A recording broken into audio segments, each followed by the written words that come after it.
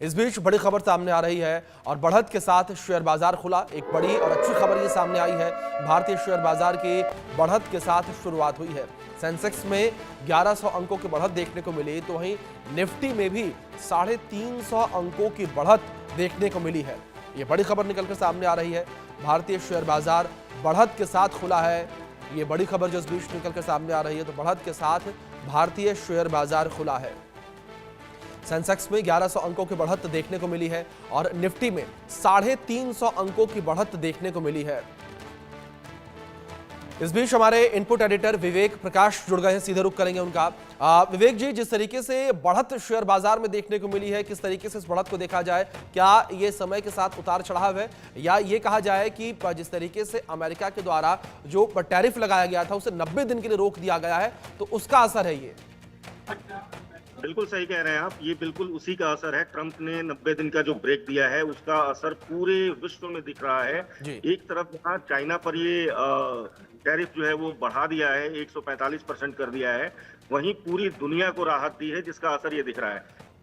Trump के tariff से आपने इसी वीक में मंडे को ब्लैक मंडे देखा, लेकिन आज का शुक्रवार जो है वो गोल्डन शुक्रवार की तरह होता हुआ दिख रहा है बाजार को, और पूरे बाजार में एक खुशी की लहर है।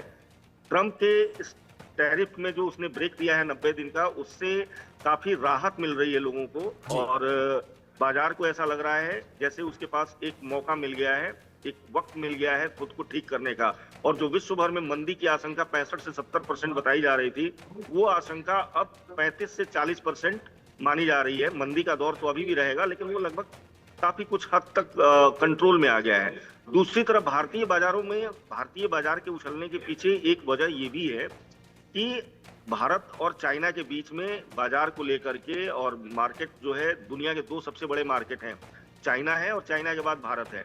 अगर टैरिफ लागू रहता है चाइना पे और भारत को उससे 90 दिन की छूट मिल गई है, तो इसका असर जो है काफी गंभीर दिख रहा है, और इसी वजह से बाजार में आज उछाल जो है देखने को मिला है। आप देखिए 350 से ऊपर अंकों की उछाल निफ्टी में, और 1100-1200 अंकों की उछाल अगर सेंसेक्स में दिख रही है, तो इसे बहुत ही शुभ संकेत माने जाएंगे। और आने वाले दिनों में मुझे लगता है कि बाजार फिर से अपने वो गति पकड़ लेगा, जिस गति पर आज से 6 महीने पहले बाजार निकल पड़ा था। 2300 से 2400 के ऊपर निफ्टी जा चुका था, 2500 को टच कर रहा था, 80,000 तक सेंसेक्स पहुंच चुका था। तो ये जो गिरावट देखने को मिली है अभी, मुझे लगता है कि इसमें काफी कुछ राहत मिलेगी, और जल्दी ही ये बाजार जो है अब सुधरता हुआ नजर आएगा। जी विवेक जी, जिस तरीके से आपने चीन का जिक्र किया, एक सवाल मैं आपसे और लेना चाहूंगा इस विषय पर कि अमेरिका ने 90 दिन की मोहलत तो तमाम देशों को दे दी है, लेकिन दूसरी ओर चीन के ऊपर 125% टैरिफ लगा दिया है। तो क्या जो ये ट्रेड वॉर चीन और अमेरिका के बीच देखने को मिल रही है, उसका कोई भी असर भारतीय बाजार पर पड़ता नजर आएगा?